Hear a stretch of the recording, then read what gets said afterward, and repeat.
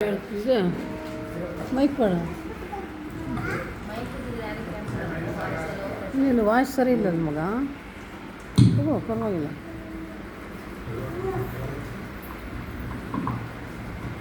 ಒಂದು rod stand ಬರ್ತದಪ್ಪ, ತರಬೇಕು. ಒಂದೇ ಇರ್ಬೇಕಲ್ಲ.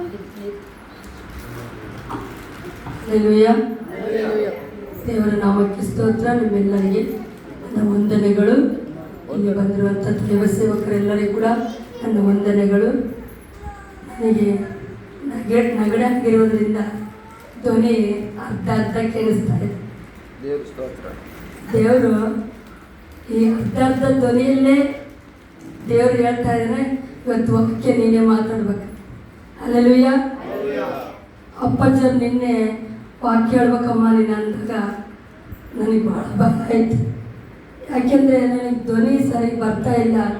ಏಸಯ್ಯ ಅಪ್ಪಾಜರು ವಾಕ್ಯ ಹೇಳ್ಬೇಕಂತ ಹೇಳಿದ್ರು, ಸ್ವಲ್ಪನಾದರೂ ಧ್ವನಿ ಕೊಡಪ್ಪ ಅಂತ ಕೇಳಿದಾಗ ಸ್ವಲ್ಪ ಧ್ವನಿ ಕೊಟ್ಟಿದ್ದಾನೆ. ದೇವರಿಗೆ ಸ್ತೋತ್ರ. ಇದಕ್ಕಂದರೆ ಮೋಶೆಯೊಟ್ಟಿಗೆ ದೇವರು ಮಾತಾಡಿದಾಗ ಮೋಶೆ ನನಗೆ ನತ್ತೈತೆ, ನಾನು ಮಾತಾಡೋಕ್ಕೆ ಬರಲ್ಲ ಅಂದಾಗ ದೇವರು ಹೇಳ್ದ, ನಾನು ನಿನ್ನ ಜೊತೆಗಿರ್ತೀನಿ, ನೀನು ಮಾತಾಡು ಅಂದ. ಅದಕ್ಕೆ ನಾನು ಕೂಡ ಅಪ್ಪ ನನಗೆ ಸ್ವರ ಇಲ್ಲ ಅಂತ ನಾನು ಹೇಳ್ಬಾರ್ದು, ಸ್ವಾಮಿ ನೀನಿದ್ದಿ ನನ್ನ ಜೊತೆಗೆ ಅಂತೇಳಿ ನಾನು ಧೈರ್ಯವಾಗಿ ಕೇಳೋದಕ್ಕೆ ಸಿದ್ಧಳಾಗಿದ್ದೇನೆ. ನನಗೋಸ್ಕರ ನೀವೆಲ್ಲರೂ ಕೂಡ ಪ್ರಾರ್ಥನೆ ಮಾಡಿರಿ. ಯಾಕೆಂದರೆ ನನಗೇನು ಗೊತ್ತಿಲ್ಲ, ನಾನು ತಿಳಿಸಬಾರ್ದಂಥ ವ್ಯಕ್ತಿಯನ್ನು ದೇವರು ನನ್ನನ್ನು ಈ ಜಾಗದಲ್ಲಿ ನಿಲ್ಲಿಸಿದ್ದಾನೆ. ದೇವರಿಗೆ ಕೋಟಿ ಸ್ತೋತ್ರ.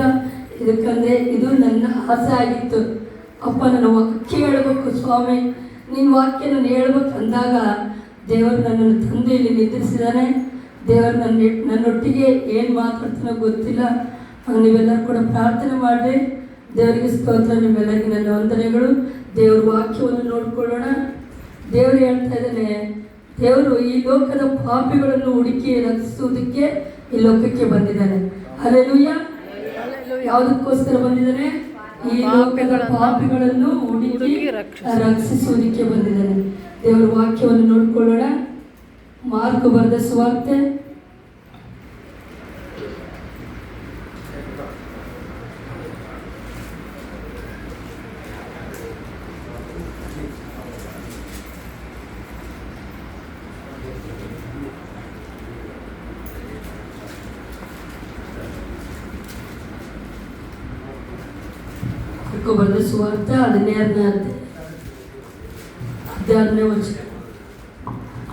15-16 ఓదరప్ప. మార్క్స్ వార్త. నమ్మి బాప్తిస్మము పొందినవాడు రక్షింపబడును, నమ్మని వానికి శిక్ష విధింపబడును. ಕನ್ನಡ.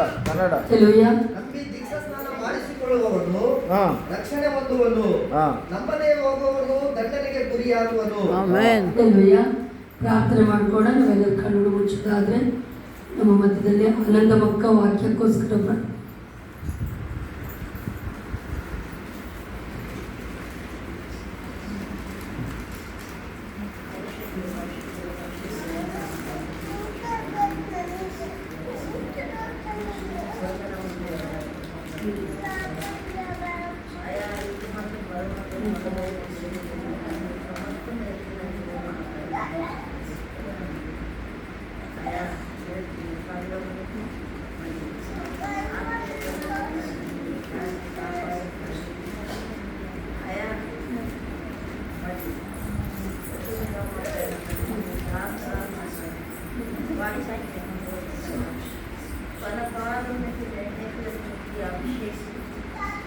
ఆమె నా మాటలు మరుగుపరుచుకున్న ఈ యొక్క స్వరము సహాయం చేయమని ముందు నేను రావాలని నేను చెప్పే వాక్యం నా పరిస్థితి విని గ్రహించే ఆ యొక్క చెవులు నా వాక్యం అయా ఆ వాక్యం అర్థం చేసుకునే ప్రయత్నం సహాయం చేయాలి. మరి రాత్రాలు కాపాడమని మరి రక్షణ పొందుతున్న బిడ్డలైనా ఒకసారి ధ్యానం పెట్టుకోండి. అయా సాటి రక్షింపబడ్డ పనుల పరిస్థితుల పంటలైనా అవునండి. మీ పనుల ప్రజలు పండుగ జరుగుతున్న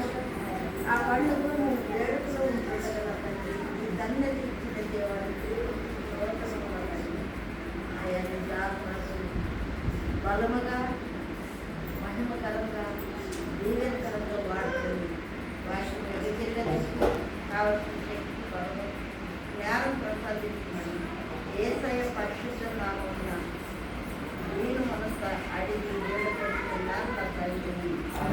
ಆಮೆನ್. ಹಲ್ಲೆಲೂಯಾ. ಈ ದೇವರು ಹೇಳ್ತಾ ಇದ್ದಾನೆ, ನಂಬಿ ದೀಕ್ಷಾಸ್ನಾನ ಮಾಡಿಸಿಕೊಳ್ಳು ರಕ್ಷಣೆ ಹೊಂದುವನು, ನಂಬದೆ ಹೋಗುವವನು ದಂಡನೆಗೆ ಗುರಿಯಾಗುವನು. ಹಲ್ಲೆಲೂಯಾ. ಇಲ್ಲಿ ದೇವರ ವಾಕ್ಯ ಹೇಳ್ತಾ ಇದೆ, ನಂಬಿ ದೀಕ್ಷಾಸ್ನಾನ ಮಾಡಿಸಿಕೊಳ್ಬೇಕು ಅಂತ ಹೇಳ್ತಾರೆ. ಹಲ್ಲೆಲೂಯಾ. ನಂಬಿ ಯಾರನ್ನು ನಂಬಬೇಕು? ನಾವು ಯಾರನ್ನು ನಂಬಬೇಕು, ಯಾವ ರೀತಿ ದೀಕ್ಷಾಸ್ನಾನ ತಗೊಳ್ಬೇಕು ಅಂತ ನಾವು ನೋಡೋದಾದ್ರೆ, ಈ ಲೋಕದಲ್ಲಿ ದೇವರು ನನಗಾಗಿ ನಮ್ಮೆಲ್ಲರಿಗಾಗಿ ಈ ಲೋಕಕ್ಕೆ ಬಂದರು. ಹಲ್ಲೆಲೂಯಾ. ಯೋಹಾನ್ ಬರೆದ ಸುವಾರ್ತೆ 3:16 ದೇವರು ಈ ಲೋಕದ ಮೇಲೆ ಎಷ್ಟೋ ಪ್ರೀತಿಯನ್ನಿಟ್ಟು ತನ್ನ ಒಬ್ಬನೇ ಮಗನನ್ನು ಈ ಲೋಕಕ್ಕೆ ಕೊಟ್ಟನು. ಆದರೆ ದೇವರು ಈ ಲೋಕಕ್ಕೆ ನಮ್ಮನ್ನೆಲ್ಲರೂ ಕೂಡ ರಕ್ಷಿಸುವುದಕ್ಕಾಗಿ ಬಂದಿದ್ದಾನೆ. ಯೇಸು ಸ್ವಾಮಿಯನ್ನು ನಾವು ನಂಬಬೇಕು. ಹಲ್ಲೆಲೂಯಾ. ಯೇಸು ಸ್ವಾಮಿಯನ್ನು ನಾವು ನಂಬೋದಾದ್ರೆ ನಮಗೆ ನಿತ್ಯ ಜೀವ ಖಂಡಿತ. ಹಲ್ಲೆಲೂಯಾ. ನಾವು ಇಲ್ಲಿ ದೇವರು ಹೇಳ್ತಾ ಇದ್ದಾನೆ, ನಂಬಿ ದೀಕ್ಷಾಸ್ನಾನ ಮಾಡಿಸಿಕೊಂಡವನು ಧನ್ಯನು. ಇಲ್ಲಿ ಹೇಳ್ತಾ ಇದ್ದಾನೆ, ನಂಬಿ ದೀಕ್ಷಾಸ್ನಾನ ಮಾಡಿಸಿಕೊಳ್ಳುವವನು ರಕ್ಷಣೆ ಹೊಂದುವನು. ಹಲ್ಲೆಲೂಯಾ. ನಾವು ದೀಕ್ಷಾಸ್ನಾನ ಮಾಡಿಸಿಕೊಂಡ್ರೆ ರಕ್ಷಣೆ ಅಂತ ಅಂಬೋದಾದ್ರೆ ಏನಂದ್ರೆ, ನಮಗೆ ದೇವರು ಯಾವಾಗಲೂ ಕೂಡ ನಮ್ಮನ್ನು ಅಗ್ನಿಅಭಿಷೇಕದಿಂದ ತುಂಬಿಸಿ ನಮಗೆ ಯಾವಾಗಲೂ ಕೂಡ ರಕ್ಷಣೆಯಲ್ಲಿ ನಮ್ಮ ಹತ್ತಿರ ದೇವದೂತರನ್ನಿಟ್ಟು ಆತನು ಕಾಯ್ದು ಕಾಪಾಡ್ತಾ ಇದೆ. ಹಲ್ಲೆಲೂಯಾ. ಈ ಲೋಕದಲ್ಲಿ ರಕ್ಷಣೆ ಬೇಕು ಅಂತ ನಮಗೆ ಅಂಬೋದಾದ್ರೆ, ಈ ಲೋಕದಲ್ಲಿ ಎಷ್ಟೋ ಜನ ಅಧಿಕಾರಿಗಳಿದ್ದಾರೆ, ಅವರಿಗೆ ರಕ್ಷಣೆ ಬೇಕಂದ್ರೆ ಏನು ಮಾಡ್ತಾರೆ? ಅವ್ರ ಹತ್ತಿರ ಪೊಲೀಸರು ಕರ್ಕೊಂಡು ಹಿಂದೆ ಒಬ್ಬರು ಮುಂದೆ ಒಬ್ಬರು ಪಕ್ಕಿಗೊಬ್ಬರು ಪೊಲೀಸರು ಇರ್ತಾರೆ ಅವರಿಗೆ. ಇಲ್ಲಿ ಈ ಲೋಕದಲ್ಲಿ ನೋಡೋದಾದ್ರೆ ಅಧಿಕಾರಿಗಳಿಗೆ ಪೊಲೀಸರು ಇರ್ತಾರೆ. ನಮಗೆ ಯಾರಿರ್ತಾರೆ? ನಮಗೆ ಯಾರಿರ್ಬೇಕು? ಹಲ್ಲೆಲೂಯಾ. ನಮಗೆ ಯಾರಿರ್ಬೇಕು? ದೇವರು ಇರ್ತಾರೆ. ಅವ್ರು ಯಾಕೆಂದ್ರೆ ದೊಡ್ಡ ಅಧಿಕಾರಿಗಳು, ಅವ್ರ ಹತ್ತಿರ ಪೊಲೀಸರು ಇರ್ತಾರ, ನಾವು ಕೆಲ್ಸಕ್ಕೆ ಬಾರ್ದಿತ್ತು. ಆದರೆ ನಮ್ಮನ್ನು ದೇವರು ಏನು ಮಾಡಿದ್ದಾನೆ? ಕೆಲ್ಸಕ್ಕೆ ಬಾರ್ತಿದ್ದವರನ್ನು ಕರ್ಕೊಂಡು ನಮ್ಮನ್ನು ಅದನ್ನು ರಕ್ಷಣೆ ಮಾರ್ಗ ತೋರಿಸುವುದಕ್ಕೆ ನಮ್ಮನ್ನು ಈ ಲೋಕದಲ್ಲಿ ಕರೆದಿದ್ದಾನೆ. ಹಲ್ಲೆಲೂಯಾ. ನಮಗಿರುವಂಥ ಕಷ್ಟ, ಕಣ್ಣೀರು, ಬಾಧೆ, ದುಃಖ ಎಲ್ಲವನ್ನು ಹೇಳಿಕೊಳ್ಳುವುದಕ್ಕಾಗಿ ದೇವರು ಆತನು ನಮ್ಮನ್ನು ಕರೆದಿದ್ದಾನೆ. ಹಲ್ಲೆಲೂಯಾ. ಇವತ್ತು 4 ಜನ ಅಂದರೆ ಸುಪ್ರಿಯ ಅಣ್ಣ, ತಿಪ್ಪೇಶ್ ಅಣ್ಣ ಮತ್ತೆ ಅವರಿಬ್ಬರು ಕೂಡ ದೀಕ್ಷಾಸ್ನಾನ ತಗೊಳ್ತಾ ಇದ್ದಾರೆ. ಅವರು ಈ ಲೋಕದಲ್ಲಿ ಯಾಕೆ ದೀಕ್ಷಾಸ್ನಾನ ತಗೊಳ್ಬೇಕಂದ್ರೆ ರಕ್ಷಣೆ ಮಾರ್ಗದಲ್ಲಿ ಬರಬೇಕು. ಈ ಲೋಕದಲ್ಲಿ ಇರುವವರೆಗೂ ದೇವರು ಕಾಪಾಡ್ತಾ ಇರ್ತಾನೆ. ಮತ್ತೆ ನಾವು ಇಲ್ಲಿದ್ದ ಅಪ್ಪಾಜಿ ಹೇಳಿದ್ರು, ನಮಗೆ ನಿತ್ಯ ಜೀವ ಬೇಕಂದ್ರೆ ಏನು ಬೇಕು? ಪರಲೋಕದಲ್ಲಿ ಸೇರ್ಬೇಕಂದ್ರೆ ನಾವು ಏನಾಗಿರ್ಬೇಕಂದ್ರೆ ಪರಿಶುದ್ಧರಾಗಿರ್ಬೇಕು. ಹಲ್ಲೆಲೂಯಾ. ದೀಕ್ಷಾಸ್ನಾನ ಮಾಡಿಸಿಕೊಂಡು ದೇವರಿಗೆ ಮಹಿಮೆ ಬರುವಂಥ ರೀತಿಯಲ್ಲಿ ನಾವೆಲ್ಲರೂ ಕೂಡ ಬಾಳ್ಬೇಕಂತೇಳಿ ದೇವರು ವಾಕ್ಯ ಹೇಳ್ತದೆ. ಇಲ್ಲಿ ನಾವು ಪರಿಶುದ್ಧರಾಗಿರ್ತಿದ್ರೆ ನಾವು ಏನಾಗ್ತೀವಿ? ದಂಡನೆಗೆ ಗುರಿ ಆಗ್ತೀವಿ. ಹಲ್ಲೆಲೂಯಾ. ದೇವರನ್ನು ನಂಬಿ ದೀಕ್ಷಾಸ್ನಾನ ಮಾಡಿಸಿಕೊಂಡ್ರೆ ಪರಲೋಕ ರಾಜ್ಯ, ದೀಕ್ಷಾಸ್ನಾನ ಮಾಡಿಸಿಕೊಳ್ಳದೆ ಇರುವವನು ನಮಗೆ ನರಕ ಅಂತ. ಹಲ್ಲೆಲೂಯಾ. ದೀಕ್ಷಾಸ್ನಾನ ಮಾಡಿಸ್ಕೊಳ್ತಿದ್ರೆ ಏನೋ ನರಕ ಅಂತ ಹೇಳ್ತದೆ. ನರಕದಲ್ಲಿ ಏನಿರ್ತದಂದ್ರೆ ಅಗ್ನಿ ಆರೋದಿಲ್ಲ, ಹುಳ ಸಾಯೋದಿಲ್ಲ, ಬೆಂಕಿ ಉರಿತಾನೇ ಇರ್ತದೆ. ಆ ಬೆಂಕಿಯಲ್ಲಿ ನಾವು ಯಾವ ರೀತಿ ಇರ್ತೀವಂತ ನೀವೇ ತಿಳ್ಕೊಳ್ಬೇಕು. ಹಲ್ಲೆಲೂಯಾ. ನಾವು ದೇವರನ್ನು ತಿಳ್ಕೊಂಡು ಯಾವಾಗಲೂ ಕೂಡ ಪರಿಶುದ್ಧರಾಗಿ ಇರೋದಕ್ಕೆ ಈ ದೀಕ್ಷಾಸ್ನಾನ, ಈ ರಕ್ಷಣೆ. ಮತ್ತೆ ಇನ್ನೊಂದು ವಾಕ್ಯ ನೋಡ್ಕೊಳ್ಳೋಣ. ಯೋಹಾನ್ ಬರೆದ ಸುವಾರ್ತೆ 3ನೇ ಅಧ್ಯಾಯ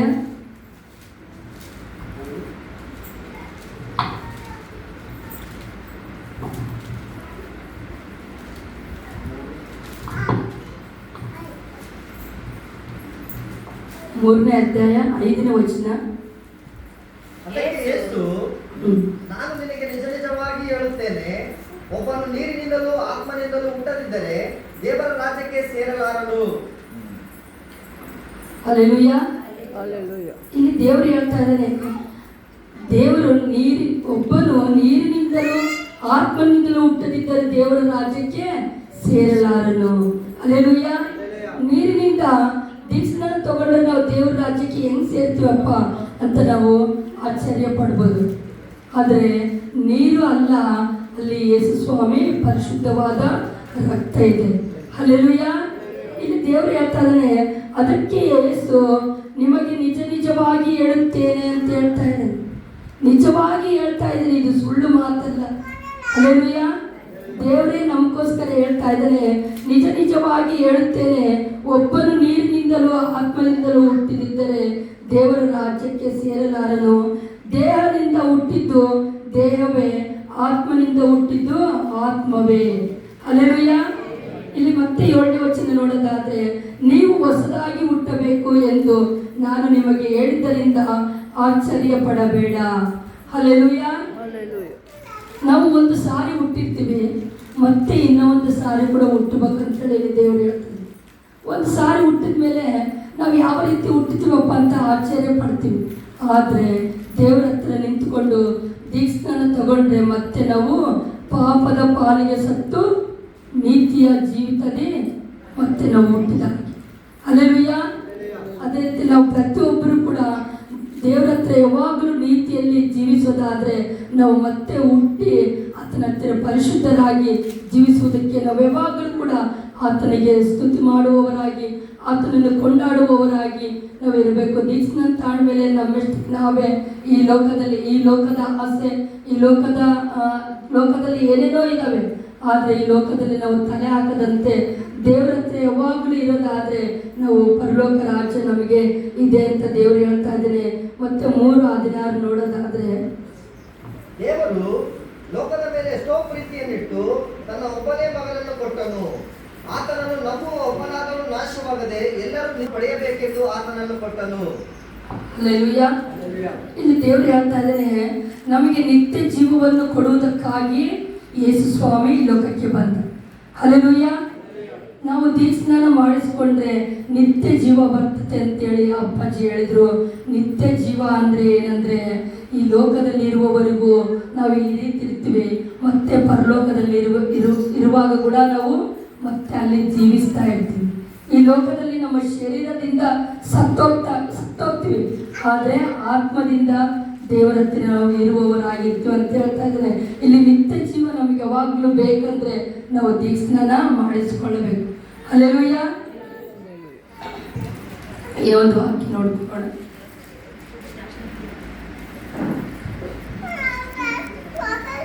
ಹದಿನಾಲ್ಕನೇ ಅಧ್ಯಾಯ, ಯೋಹಾನ ಬರೆದ ಸುವಾರ್ತೆ 14ನೇ ಅಧ್ಯಾಯ.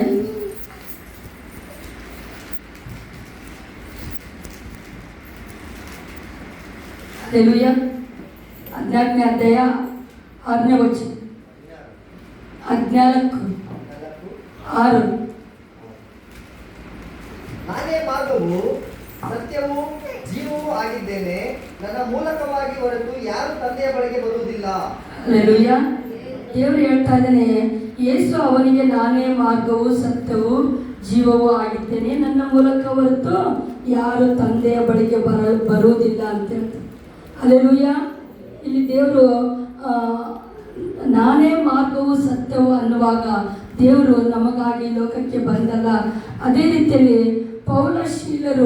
ಪೌಲಶೀಲರನ್ನು ಹೊಡೆದು ಜೈಲಿಗೆ ಹಾಕಿರ್ತಾರ. ಅಲ್ಲಿ ಜೈಲಿಗೆ ಹಾಕಿದಾಗ ಪೌಲಶೀಲರು ಪ್ರಾರ್ಥಿಸ್ತಾ ಇರುವಾಗ ಅಲ್ಲಿ ದೇವರು ಅದ್ಭುತ ಕಾರ್ಯಗಳು ಮಾಡ್ತಾನೆ. ಅಲ್ಲಿ ಪೌಲಶೀಲರೊಟ್ಟಿಗೆ ಅದ್ಭುತ ಮಾಡ್ತಾನೆ. ಅಲ್ಲಿ ಒಬ್ಬ ಜೈಲಾಧಿಕಾರಿ, ಅಯ್ಯೋ ಇವರು ಜೈಲಲ್ಲಿ ಇದ್ದಾರೆ, ಇವರು ಪ್ರಾರ್ಥಿಸ್ತಾ ಇದ್ದಾರಲ್ಲ ಏನು ಅಂತೇಳಿ ಆತನ ಆಶ್ಚರ್ಯ ಪಡ್ತಾನೆ. ಆ ರೀತಿಯಲ್ಲಿ ಅವರು ಪ್ರಾರ್ಥಿಸ್ತಿರುವಾಗ ಜೈಲು ಗೋಡೆಗಳು ಒಡೆದು ಹೋಗ್ತವೆ, ಜೈಲು ಗೋಡೆಗಳು ಬಿದ್ದು ಹೋಗ್ತವೆ. ಅಲ್ಲಿ ಒಬ್ಬ ಜೈಲಾಧಿಕಾರಿ ಅದನ್ನ ನೋಡಿ, ಇದು ಯಾವ ರೀತಿ ಹಿಂಗಾಯ್ತಲ್ಲ, ಎಲ್ಲರ ಜೈಲಲ್ಲಿ ಇರುವಂಥ ಮಕ್ಕಳೆಲ್ಲ ಹೊರಟು ಹೋಗಿದ್ದೇನೋ, ಇದು ಜೈಲು ಗೋಡೆ ಬಿತ್ತು ಅಂತೇಳಿ ಆತನು ಜೈಲಾಧಿಕಾರಿ ಬಹಳ ಆಶ್ಚರ್ಯಪಟ್ಟಾಗ ಅವ್ರು ಹೇಳ್ತಾರೆ, ಪೌರಶೀಲರು ಹೇಳ್ತಾರೆ, ಅಯ್ಯ ನೀನೇನು ಆಶ್ಚರ್ಯ ಪಡಬೇಕಾಗಿಲ್ಲ, ನೀನು ಭಯ ಪಡಬೇಕಾಗಿಲ್ಲ, ನಾವು ಇಲ್ಲೇ ಇದ್ದೀವಿ, ನಾವು ಯಾರು ಕೂಡ ಜೈಲು ಬಿಟ್ಟು ಹೋಗಂಗಿಲ್ಲ ಅಂತ ಜೈಲಧಿಕಾರಿಗೆ ಹೇಳಿದಾಗ ಜೈಲಧಿಕಾರಿ ಆಶ್ಚರ್ಯ ಪಡ್ತಾನೆ. ನೀವು ಯೇಸು ಸ್ವಾಮಿ ಮಕ್ಕಳಲ್ಲ, ಅಂದರೆ ಇದು ಗೋಡೆ ಎಲ್ಲ ಬಿದ್ದೋಯ್ತೆ, ನೀವು ಹೊರಟು ಹೋಗಿಲ್ಲ ಅಂತ ಹೇಳಿದ್ರೆ ನಾವು ನಿಜವಾದ ದೇವರ ಮಕ್ಕಳು. ನಾವು ಆ ರೀತಿ ತಪ್ಪು ಮಾಡಲ್ಲ. ಹಲ್ಲೆಲೂಯಾ. ಆ ರೀತಿ ತಪ್ಪು ಮಾಡಲ್ಲ ಅಂತ ಹೇಳಿದಾಗ ಅವಾಗ ಜೈಲಾಧಿಕಾರಿ ಹೇಳ್ತಾರೆ, ನಾನು ಕೂಡ ನಿಮ್ಮಂತೆ ಇರ್ಬೇಕಂದ್ರೆ ನಾನು ಏನು ಮಾಡಬೇಕು ಅಂತ ಜೈಲಾಧಿಕಾರಿ ಕೇಳಿದಾಗ ಅವಾಗ ಅಲ್ಲಿ ಪೌಲಶೀಲರು ಹೇಳ್ತಾರ, ನೀನು ದೇವರನ್ನು ನಂಬಿದರೆ ಸಾಕು, ನಿನಗೆ ರಕ್ಷಣೆ ಬಂತು, ನಿನ್ನ ಕುಟುಂಬಕ್ಕೆ ರಕ್ಷಣೆ ಬಂತು ಅಂತೇಳಿ ಅಲ್ಲಿ ಪೌಲಶೀಲರು ಅವ್ರಿಗೆ ಹೇಳ್ತಾರೆ. ಅದೇ ರೀತಿಯಲ್ಲಿ ನಾವು ದೇವರನ್ನು ನಂಬಿ ದೀಕ್ಷಾಸ್ನಾನ ಮಾಡಿಸಿಕೊಂಡ್ರೆ ನಮಗೆ ನಿತ್ಯ ಜೀವ. ಹಲ್ಲೆಲೂಯಾ. ಒಂದು ಊರಲ್ಲಿ ಒಬ್ಬ ತಾಯಿ ಇಬ್ಬರು ಮಕ್ಕಳಿದ್ರಂತೆ. ಒಂದು ಊರಲ್ಲಿ ಒಬ್ಬ ತಾಯಿ ಇಬ್ಬರು ಮಕ್ಕಳು. ಆ ಇಬ್ಬರು ಮಕ್ಕಳು ತಾಯಿ ಇರುವಾಗ ಅವರಿಗೆ ಒಂದು ಜಗಳ ಸ್ಟಾರ್ಟ್ ಆಯ್ತಂತೆ. ಅವ್ರ ಮನೆ ಹತ್ತಿರ ಇರುವಂಥ ಅಣ್ಣ ತಮ್ಮಂದಿರು ಜಗಳ ಮಾಡ್ತಾ ಇದ್ದಾರೆ. ಅವರು ಅಣ್ಣ ತಮ್ಮಂದಿರು ದೇವ್ರು ನಂಬಿಲ್ಲ. ಇವರು ಒಬ್ಬ ತಾಯಿ 2 ಮಕ್ಕಳು ಇದ್ರಲ್ಲ, ಅವ್ರು ದೇವ್ರು ನಂಬ್ಯಾರ. ಅವ್ರು ಜಗಳ ಆಡ್ತಾ ಇದ್ದಾರೆ. ಅವ್ರು ಹೇಳ್ತಾ ಇದ್ದಾರೆ, ನಾವು ಈ ಹೊಲದಕ್ಕೋಸ್ಕರ ನಾವು ಕೋರ್ಟಿಗೆ ಹೋಗ್ಬೇಕು ಅಂತೇಳಿ ಅವ್ರು ಮಾತಾಡ್ತಾ ಇದ್ರು.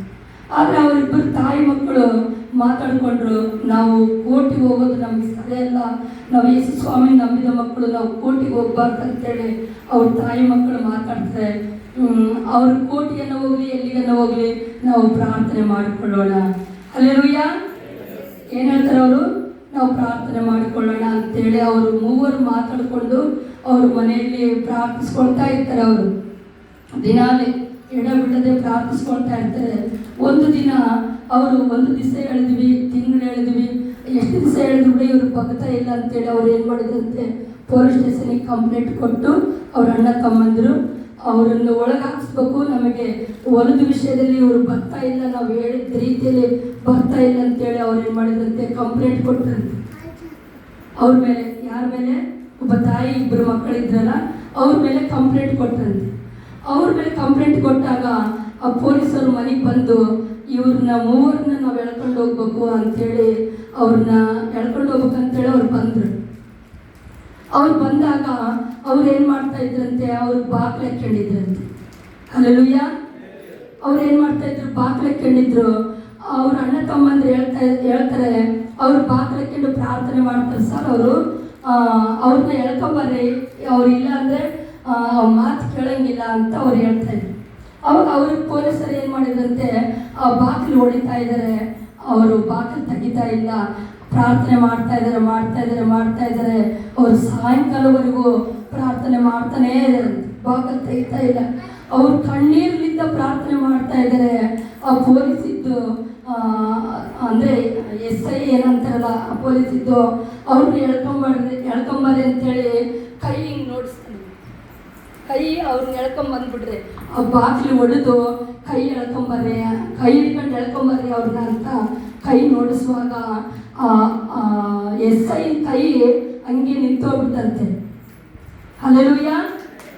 SI ಕೈ ಹಂಗೆ ಉದ್ದಕ್ಕೆ ಹಿಂಗೆ ನಿಂತೋಗೈತೆ, ಅದಕ್ಕೆ ಮಡ್ಚಕ್ಕೆ ಬರ್ಬೋದು. ಅವರು ಅಲ್ಲಿ ಮನೆಯಲ್ಲಿ ಮೂವರು ಏನು ಮಾಡ್ತಾ ಇದ್ದಾರೆ, ಅವರು ಪ್ರಾರ್ಥಿಸ್ತಾ ಇದ್ದಾರೆ. ಯಾರಿಗೆ? ಯೇಸು ಸ್ವಾಮಿಗೆ ಅವರು ಪ್ರಾರ್ಥಿಸ್ತಾ ಇದ್ದಾರೆ. ಅಲ್ಲಿ SI ಬಂದು ಅವ್ರನ್ನ ಎಳ್ಕೊಂಬರ್ರಿ ಅಂದಾಗ ಆತನ ಕೈ ಹಂಗೆ ನಿಂತೋಯ್ತಂತೆ. ಆತನು ಮಾಡಿಸ್ತಾನೆ ಕೈ ಬರಬಲ್ದು. ನನ್ನ ಕೈ ಏನಾಯ್ತು ನೋಡ್ರಿ ಅಂತೇಳಿ ಅರಸ್ತಾ ಇದ್ದಾನೆ. ಯಾರು ಅರಸ್ತಾ ಇದ್ದಾರೆ? ಪೊಲೀಸ್ ಅರಸ್ತಾ ಇದ್ದಾನೆ. ಅವಾಗ ಎಲ್ಲರೂ ಅವ್ರ ಅಣ್ಣ ತಮ್ಮಂದಿರು, ಅಲ್ಲಿರುವಂಥ ಜನ ಎಲ್ಲರೂ ಪೊಲೀಸಿನ ಕಡೆಗೆ ಅವರು ಮನಸ್ಸು ಕೊಡ್ತಾ ಇದ್ರು. ಅವ್ರು ಒಳಗಡೆ ಪ್ರಾರ್ಥಿಸ್ತಾ ಇದ್ದಾರೆ. ಇಲ್ಲಿ ಆ ಪೊಲೀಸ್ ಕೈ ಬರ್ತಾ ಇಲ್ಲ. ಆ ಪೊಲೀಸ್ನ ಇದು ಡಾಕ್ಟರ್ ಹತ್ರ ಕರ್ಕೊಂಡು ಹೋಗ್ಬೇಕು ಅಂತೇಳಿ ಎಲ್ಲರೂ ಜೀಪ್ ಹತ್ತಿಸ್ಕೊಂಡು ಮತ್ತೆ ಕರ್ಕೊಂಡು ಹೋಗ್ಬಿಟ್ರು. ಯಾರನ್ನ? ಪೊಲೀಸ್ನ ಕರ್ಕೊಂಡು ಹೋಗ್ಬಿಟ್ರು. ಇವ್ರು ಹಂಗೆ ಪ್ರಾರ್ಥನೆ ಮಾಡ್ತಾ ಇದ್ದಾರೆ. ಆತನಿಗೆ ಹೋಗಿ ಅಲ್ಲಿ ಡಾಕ್ಟರ್ ಟ್ರೀಟ್ಮೆಂಟ್ ಕೊಡಬೇಕಾದ್ರೆಗಿನ ಡಾಕ್ಟರ್ ಟ್ರೀಟ್ಮೆಂಟ್ ಕೊಡ್ತಾರಂತೆ. ಆದರೆ ಕೈ ಅದು ಬೇಸಾಗ್ತಾ ಇಲ್ಲ, ಅದು ಮಾಡಿಸ್ಕೊಳ್ತಾ ಇಲ್ಲ ಕೈ. ಹಂಗೆ 1 ದಿವಸ ಆಯಿತು, 2 ದಿವಸ ಆಯಿತು, 3 ದಿವಸ ಆಯಿತು, ಆ ಕೈ ಹಂಗೆ ಇತ್ತು. ಅವ್ರು ಟ್ರೀಟ್ಮೆಂಟ್ ಕೊಟ್ಟರೆ ಕೂಡ ಆ ಕೈ ಮಡ್ಚಕ್ಕೆ ಬರ್ತಾ ಇಲ್ಲ. ಆವಾಗ ಇದು ಕೈ ಅವ್ರನ್ನ ಎಳ್ಕೊಂಬರ್ರಿ ಅಂತ ನಾನು ಅಂತೆ, ಅದಕ್ಕೆ ಕೈ ನಿಂತೋಗೈತಲ್ಲ, ಅವ್ರನ್ನೇ ಕರ್ಕೊಂಬರ್ರಿ, ನನ್ನ ಕೈ ಚೆನ್ನಾಗಿ ಆಗ್ತದೆ ಅಂತೇಳಿ ಪೊಲೀಸ್ ಹೇಳಿದ್ರಂತೆ. ಆ ಪೊಲೀಸ್ ಹೇಳಿದಾಗ ಅವಾಗ ಇವ್ರು ಹೋಗಿ ಬಾಗಿಲು ಬಡಿದು ಈ ರೀತಿ ಪೊಲೀಸ್ಗಾಗೈತೆ ನೀವು ಬರ್ಬೇಕು, ಅಲ್ಲಿಗೆ ಬರ್ಬೇಕು ಡಾಕ್ಟ್ರ್ ಹತ್ರ ಅಂದಾಗ ಸರಿ ಅಂತೇಳಿ ಇವ್ರು ಬಾಗಿಲು ತೆಗೆದು ಮತ್ತೆ ಡಾಕ್ಟ್ರ್ ಹತ್ರ ಹೋದ್ರು. ಹಾಸ್ಪಿಟ್ಲಿಗೆ ಹೋದಾಗ ನೀವು ನಮಗೆ ಏನು ಮಾಡಿಸಿದ್ರೋ ಏನು ಮಂತ್ರ ಮಾಡಿಸಿದ್ರೋ ಗೊತ್ತಿಲ್ಲ, ಒಳಗಡೆ ಇದ್ದು ನನ್ನ ಕೈ ಈ ರೀತಿ ನಿಂತೋಗಿತ್ತು ಅಂತೇಳಿ ಆತನು ಅವ್ರನ್ನ ಬೈತಾ ಇದ್ದಾನೆ. ಯಾರನ್ನ ಬೈತಾ ಇದ್ದಾನೆ?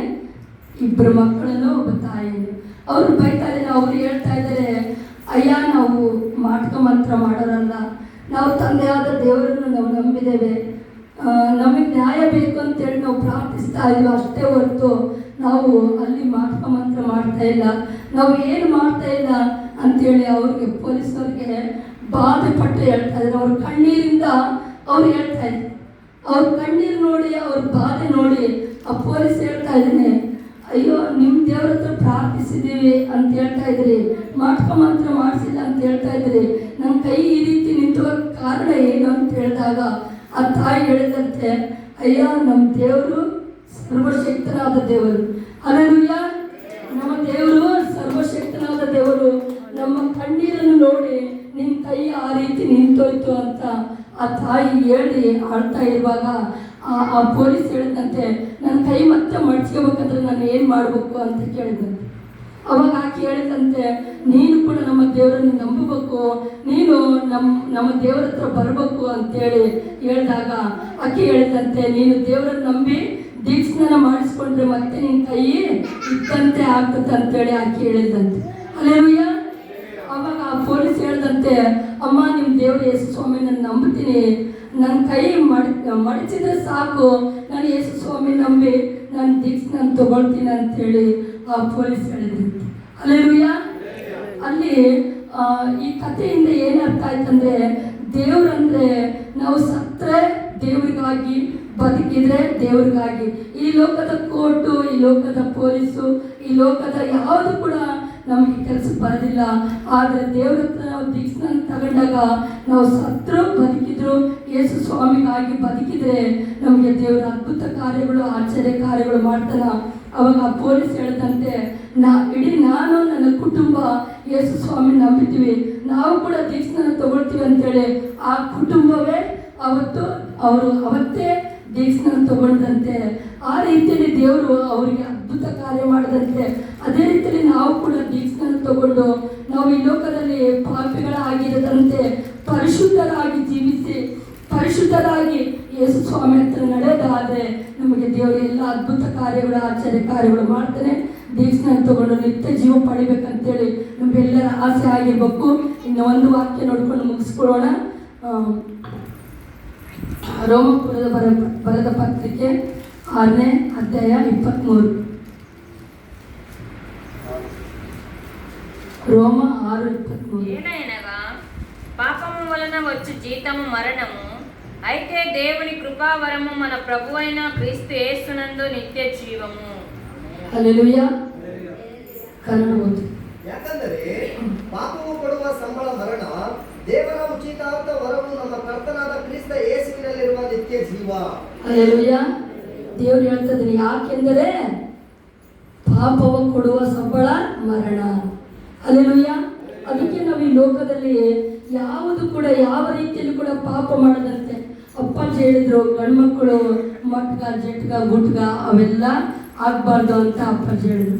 ಮತ್ತೆ ಹೆಣ್ಮಕ್ಳಿಗೆ ಹೇಳಿದ್ರು, ನಸ್ಪಡಿ ತಿಕ್ಕಬಾರ್ದು, ಅವೆಲ್ಲ ಕೆಟ್ಟ ಚಟಗಳು ಬಿಟ್ಬಿಡ್ಬೇಕಂತ. ಇಲ್ಲಿ ದೇವರು ಹೇಳ್ತಾ ಇದ್ದಾನೆ, ಪಾಪಕ್ಕೆ ಕೊಡುವ ಸಂಬಳ ಮರಣ. ಹಲ್ಲೆಲೂಯಾ. ಈ ಲೋಕದಲ್ಲಿ ಏನೆಲ್ಲ ಪಾಪದ ಕಾರ್ಯಗಳು ನಡೀತಾ ಇರ್ತವೆ. ಆ ಪಾಪದಲ್ಲಿ ನಾವು ಇದ್ದಾಗ ನಮಗೆ ಏನಾಗ್ತಂತೆ, ಮರಣದಲ್ಲಿ ನಾವು ಪಾಲ್ಗಾರರಾಗ್ತೀವಿ. ಆದರೆ ನಮಗೆ ನಿತ್ಯ ಜೀವ ಬರ್ಬೇಕಂದ್ರೆ ಈ ಲೋಕದಲ್ಲಿ ನಾವು ಏನು ಮಾಡಬೇಕು? ಇನ್ನೊಂದ್ಸಲ ಓದಿ. ಯಾಕಂದರೆ ಪಾಪವು ಕೊಡುವ ಸಂಬಳ ಮರಣ, ದೇವರ ಉಚಿತಾರ್ಥ ವರವು ನಮ್ಮ ಕರ್ತನಾದ ಕ್ರಿಸ್ತ ಯೇಸುವಿನಲ್ಲಿರುವ ನಿತ್ಯ ಜೀವ. ಹಲ್ಲೆಲೂಯಾ. ದೇವರು ಕೊಡುವಂತ ಉಚಿತಾರ್ಥ ವರವು. ಇವಾಗ ನಾವು ಏನಾದರೂ ಕೊಂಡುಕೊಳ್ಳೋಕೆ ಹೋದ್ರೆ ಅಂದರೆ ಅದು ಪಾನ್ ಪರಕ ಅಂತವೆಲ್ಲ ಕೊಂಡುಕೊಳ್ಳೋಕೆ ಹೋಗ್ತೀವಲ್ಲ, ಅದಕ್ಕೆ ದುಡ್ಡು ಕೊಡ್ತೀವ, ಸುಮ್ಮನೆ ಕೊಡ್ತಾರೆ ಅಂಗಡಿ, ಅದಕ್ಕೆಲ್ಲ ದುಡ್ಡು ಕೊಡಬೇಕು. ನಸ್ಪುಡಿಗೆ ದುಡ್ಡು ಕೊಡಬೇಕು, ಎಲೆಗೆ ದುಡ್ಡು ಕೊಡಬೇಕು. ಏನೋ ಒಂದು ಕೆಟ್ಟ ಚಟಗಳಿಗೆ ನಾವು ದುಡ್ಡು ಕೊಟ್ಟು ಕೊಂಡ್ಕೊಳ್ತೀವಿ. ಆದರೆ ಅದೆಲ್ಲವೂ ಬಿಟ್ಟು ನಮಗೆ ನಿತ್ಯ ಜೀವ ಬೇಕಂದ್ರೆ ನಮ್ಮ ದೇವರು ಏನು ಕೊಡ್ತಾ ಇದ್ದಾನೆ? ಉಚಿತಾರ್ಥ ವರವು ನಿತ್ಯ ಜೀವ ಕೊಡ್ತಾ ಇದ್ದಾನೆ. ಹಲ್ಲೆಲೂಯಾ. ಯೇಸು ಸ್ವಾಮಿ ನಮಗಾಗಿ ಲೋಕಕ್ಕೆ ಬಂದ, ನಮಗಾಗಿ ನಮ್ಮನ್ನು ಹುಡುಕಿ ರಕ್ಷಿಸುವುದಕ್ಕೆ, ನಮ್ಮನ್ನು ಹುಡುಕಿ ರಕ್ಷಣೆ ಮಾರ್ಗದಲ್ಲಿ ತರುವುದಕ್ಕಾಗಿ ಆತನು ಬಂದು ನಮಗೆ ನಿತ್ಯ ಜೀವ ಕೊಡ್ಬೇಕಂತೇಳಿ ಯೇಸು ಸ್ವಾಮಿ ಆಶಿಸ್ತಾ ಇದ್ದಾನೆ. ನಾವೆಲ್ಲರೂ ಕೂಡ ಆತನು ನಿತ್ಯ ಜೀವವನ್ನು ಪಡ್ಕೊಳ್ಳುವವರಾಗಿ ಪರಿಶುದ್ಧರಾಗಿ ಜೀವಿಸೋಣ. ದೇವರು ಈ ವಾಕ್ಯವನ್ನು ಆಶೀರ್ವದಿಸಲಿ. ಆಮೇಲೆ ಆಮೇನ್. ಪ್ರೈಸ್ ಲಾರ್ಡ್ ಅಮ್ಮ. ಗಾಡ್ ಬ್ಲೆಸ್ ಯು ಮಗಳೇ.